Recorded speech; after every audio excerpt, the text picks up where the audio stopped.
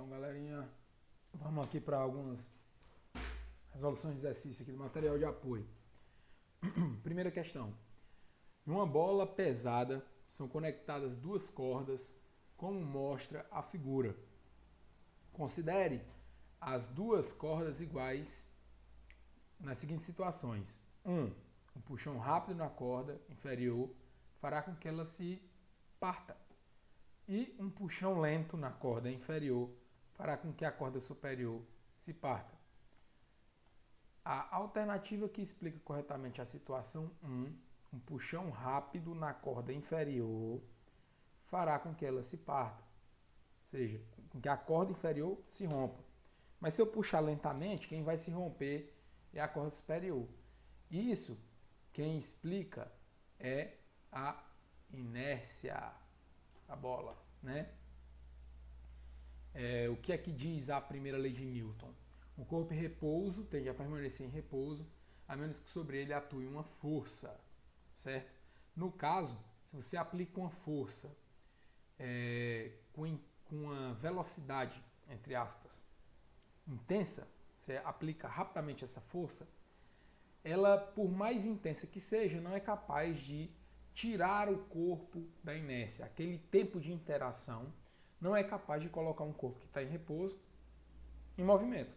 Isso é o exemplo de você botar uma toalha numa mesa, colocar um copo em cima e puxar essa toalha rapidamente. O copo continua na mesa. Ele não vem junto com a toalha. Por quê? Porque a interação foi dada de modo bastante rápido, né? Então, isso não consegue tirar o corpo do repouso.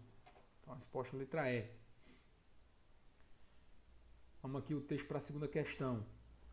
Um objeto de pequenas dimensões gira sobre uma superfície plana e horizontal em movimento circular e uniforme, preso por um fio ideal a um ponto fixo O, conforme mostra a figura. Nesse movimento, o atrito e a resistência do ar são considerados desprezíveis. Então tá aqui, o movimento é esse. O objeto está girando, preso por essa cordinha. Considere que quando o objeto passa pelo ponto P da superfície com velocidade escalar Vp, o fio se rompa e o objeto escape da trajetória circular. Alguns instantes após o rompimento do fio, o objeto passará pelo ponto... Galera, como ele está girando aqui, ó, no sentido anti-horário, e o fio é rompido aqui, ele vai passar pelo ponto 3, com a velocidade escalar igual a Vp. Tá? Vamos lá. Esse objeto ele gira com um movimento circular uniforme. O módulo da velocidade não muda em nenhum ponto desse círculo. O módulo, ou seja, o valor da velocidade é Vp, então vai ser Vp em qualquer lugar. Só que por inércia, naturalmente, a vontade do corpo é se mover sempre em linha reta. Nesse caso, ele está se movendo em uma trajetória circular, porque esse fio aqui está forçando que ele realize essa trajetória circular. No momento que eu cesso a interação desse fio, ou seja, que eu rompo ele, imediatamente ele busca uma trajetória circular, ou melhor, uma trajetória linear. E essa trajetória sempre sai pela tangente. É sempre a linha reta tangente ao círculo, ou seja, vai sair aqui pelo ponto 3. Se fosse aqui nesse ponto, ela sairia assim, e assim sucessivamente. Então, sempre que você rompe, ele sai pela tangente em linha reta. Lembre, naturalmente, todo objeto quer sempre se mover em movimento circular, não, em movimento retilíneo e uniforme. Ou é movimento retilíneo uniforme, ou ele pretende ficar em repouso. Essa vontade de ficar parado, ou essa vontade de ter um movimento retilíneo uniforme, nós chamamos de inércia. Vamos para a questão 3. Um bloco está em repouso sobre uma superfície horizontal. Nessa situação, atuam horizontalmente sobre o bloco uma força F1 de módulo igual a 7 newtons e uma força de atrito entre o bloco e a superfície. Uma força adicional F2 de módulo 3 newtons de mesma direção, mas em sentido contrário a F1, é aplicado no bloco conforme a figura B. Com a atuação das três forças horizontais, a força de atrito, a força 1 e a força 2, o bloco em repouso e o bloco em repouso. Assinale a alternativa que apresenta corretamente o módulo da força resultante FR sobre o bloco. Galera, ele está dizendo que quando é aplicado as três forças sobre esse bloco, o atrito, a força F2 e a força F1, esse bloco permanece em repouso. Ora, se ele está em repouso, a força resultante é igual a zero. Letra B. Vamos lá. Inércia.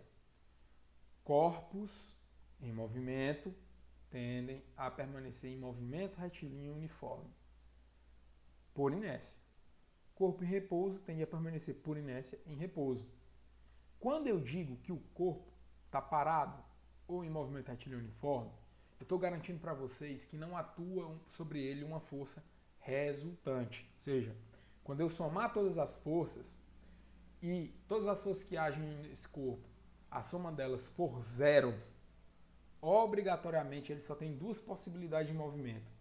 Ou ele está em repouso ou ele está em movimento retilíneo uniforme. Quando eu tenho uma força resultante agindo sobre esse objeto diferente de zero, esse objeto ele se move com uma velocidade variável, ele é acelerado, tá certo? Então, sempre que eu falar repouso no movimento retilíneo uniforme, a força resultante é zero. Veja, eu não estou falando que não está agindo força sobre ele. Não, não é isso. Estão agindo sim, tem várias forças agindo sobre ele aqui. Porém, quando eu somo todas elas, o resultado é zero, certo? Isso quem garante é a primeira lei de Newton. Corpos só terão movimento acelerado quando eu tiver uma força restante diferente de zero. Vamos lá para a quarta questão. O motorista conduzia seu automóvel de massa 2.000 kg, que trafegava em linha reta com uma velocidade de 72 km por hora, quando avistou uma carreta atravessada na pista. Transcorreu um segundo entre o movimento que o motorista avistou a carreta e o momento em que ele acionou o sistema de freios para iniciar a frenagem, com uma desaceleração de 10 metros por segundo ao quadrado. Quarta questão. Antes de o automóvel iniciar a frenagem, pode-se afirmar que a intensidade da resultante das forças que atuavam sobre ele era. Vamos lá. Antes dele frear o carro, vamos lá. O motorista conduzia seu automóvel de massa 2.000 kg, que trafegava em linha reta com uma velocidade constante de 72 km por hora.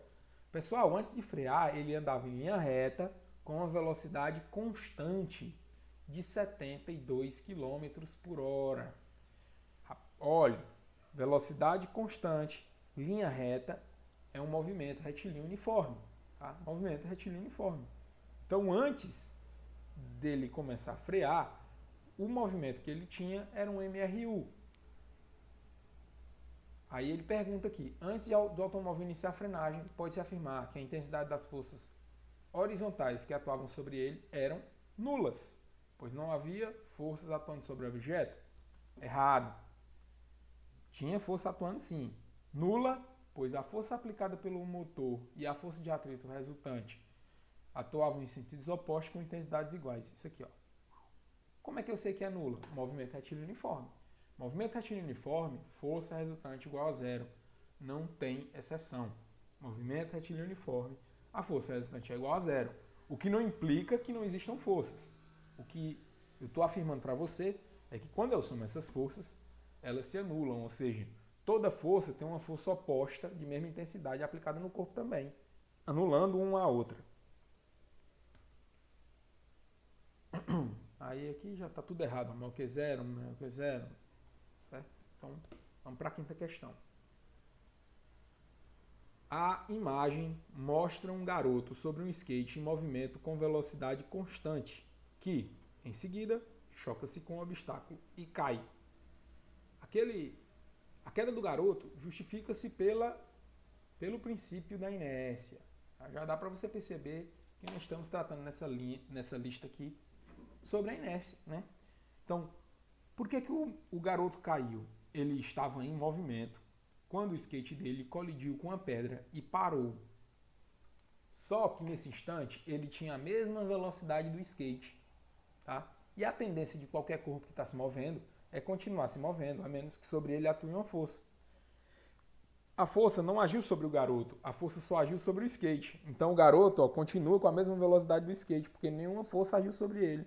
Então o skate para e ele vai continuar para frente com a mesma velocidade que ele havia chegado até a colisão. Então se ele estava trafegando em cima desse skate a 60 km por hora, o skate para e ele continua a se deslocar a 60 km por hora em linha reta.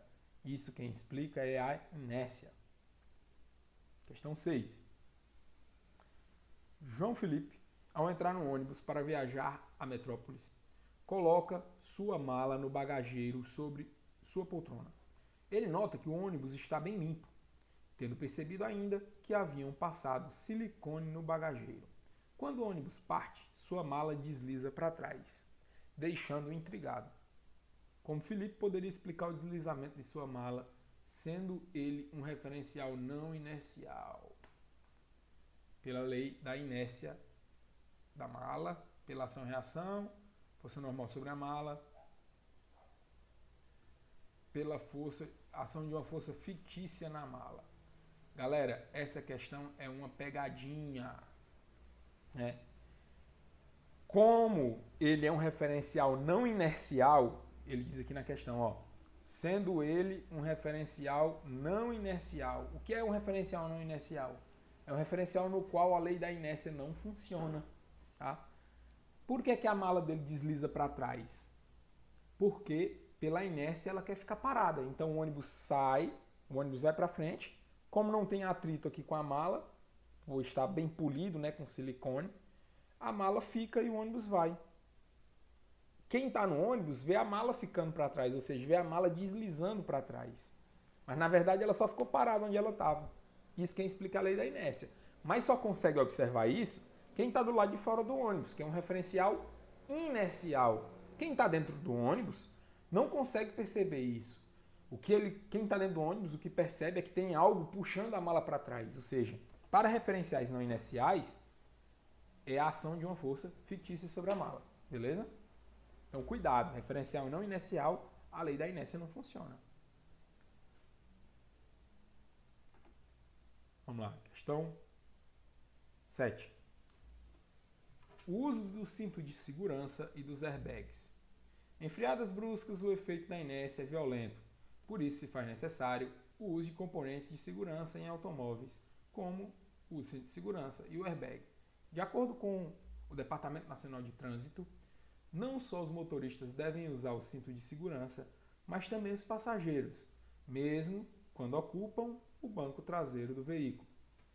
Em uma simulação, foi comprovado que um passageiro de 60 kg não estiver usando cinto de segurança, se for arremessado de um carro com velocidade de 60 km por hora, o choque com o chão corresponde ao impacto de uma massa de 1 tonelada sobre a pessoa. Ou seja, a morte é instantânea. Os airbags são bolsas de ar que inflam e amortecem o impacto em uma colisão, evitando o passageiro se chocar contra as partes rígidas do veículo. De acordo com o texto, assinale a alternativa com o significado correto de inércia. Letra A. Propriedade que os corpos tendem a manter o seu estado de movimento. Letra B. É a força transmitida por meio das cordas. Letra C. É a força correspondente à gravidade. D. Força de atração magnética que propulsiona os objetos para frente. E letra E. Força resultante de interação entre corpos eletrizados.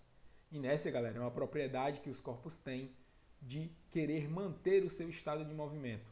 Que estado de movimento? Repouso ou movimento retilíneo uniforme. Então, os corpos tendem a ter essa vontade, essa propriedade. Beleza? Então, é isso. Letra A, a resposta correta. Letra A. Essa 8, 9 e 10 deixarei para que vocês resolvam, ok? Pessoal, as leis de Newton, elas são bem simples, mas elas que regem toda a física. Então, se você tem as leis de Newton bem consolidadas, os conteúdos que correspondem ao segundo ano do ensino médio, terceiro ano do ensino médio, não serão um problema para vocês. Por quê? Porque tudo que nós estudamos em física aqui no ensino médio, ou melhor, quase tudo, com exceção de um capítulo lá no finalzinho, usa as leis de Newton como base, tá certo? Então, se você tem bem consolidado as leis de Newton, você não tem problema para resolver esse tipo de questão, tá certo? Então, um abraço a todos e boa sorte no simulado.